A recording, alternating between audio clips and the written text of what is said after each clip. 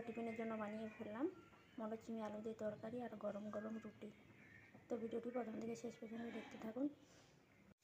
নমস্কার বন্ধুরা, নমিতা কুকিং ওয়ার্ল্ডে আপনাদের সবাইকে স্বাগত। আজ আমি আপনাদের কাছে শেয়ার করতে চলেছি মটর চিংড়ি আর আলু দিয়ে রেসিপি।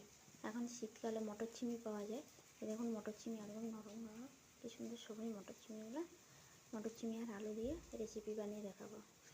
এখন আমি মটর চিংড়ি আর আলুটাকে কেটে নেবো আর মটর চিংড়িটাকেও ছাড়িয়ে নেব। দেখুন এইখানে আমার আলুটাও কাটা হয়ে গেছে আর মটর চিংড়িটাও ছাড়ানো হয়ে গেছে। আলুটাকে এখন ভালো করে ধুয়ে নেব। আলুটা ধোয়া হয়ে গেছে। আলুটাকে প্রথমে ভেজে নেব। প্রথমে লবণ আর হলুদ মাখিয়ে দেবো। লবণ দিয়ে দেবো আর অল্প হলুদ দিয়ে মাখিয়ে নেব। মাখানো হয়ে গেছে। আলুটাকে প্রথমে ভেজে নেবো। এই যে কড়াই বসিয়ে দিয়েছি, গরম হয়ে গেছে। তেল দিয়ে দেবো, সরষের তেল। তেলটা দেখুন গরম হয়ে গেছে। এবার আলুটাকে ভেজে নেব। আলুটাকে দিয়ে দিচ্ছি। এবার একটু লাল লাল করে আলুটাকে ভেজে নেব। এদিকে আলুটা ভাজা হতে হতে আমি মশলাটা রেডি করে নেব। দেখুন এইদিকে আমার মশলাটা রেডি হয়ে গেছে। আদা, রসুন, পেঁয়াজ, টমেটো। এবার মশলাটাকে একটু বেটে নেব। দেখুন এইদিকে আমি মশলাটা বেটে নিয়েছি।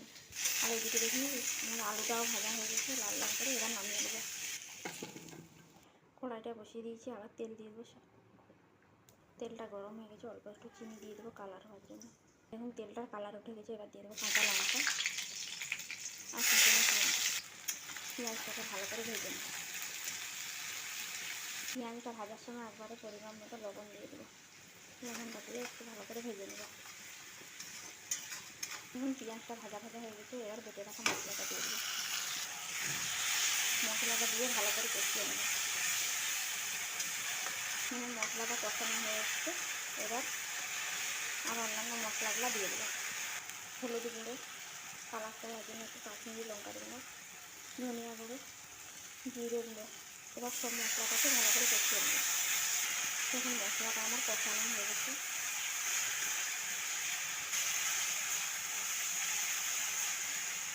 এবার দিয়ে দেবো মটর চিংড়িটা। মটর চিংড়িটা দিয়ে ভালো করে কষিয়ে নেব। দেখুন মটর চিংড়িটা কষানো হয়ে গেছে। এবার দিয়ে দেবো ভেজে রাখা আলুটাকে দিয়ে ভালো করে কষিয়ে নেব।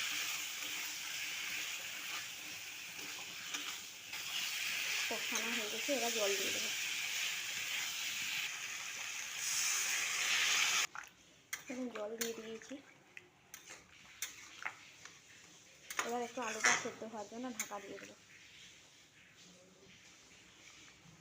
ঢাকা দিয়ে দেবো একটু আলুটা সেদ্ধ হয়ে যাবে। দেখে নিচ্ছি আলুটা সেদ্ধ হলো নাকি।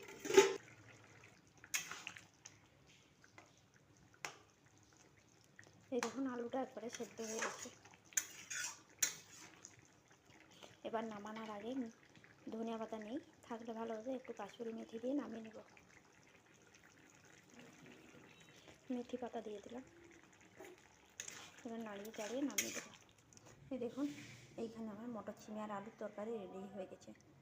তো দেখুন বন্ধুরা, তরকারিটার কত সুন্দর কালার এসছে। এরকম তরকারি দিয়ে লুচি, রুটি, পরোটা সবের সঙ্গে আজকে আমি রুটি দিয়ে সার্ভ করছি। টিফিনের জন্য বানিয়ে ফেললাম একদম গরম গরম রুটি আর মটর চিংড়ি আলু দিয়ে তরকারি। কেমন হলো ভিডিওটা কমেন্টে জানিয়ে। আর যদি ভিডিওটা ভালো লেগে থাকে অবশ্যই লাইক, কমেন্ট, সাবস্ক্রাইব করতে ভুলবেন না কিন্তু।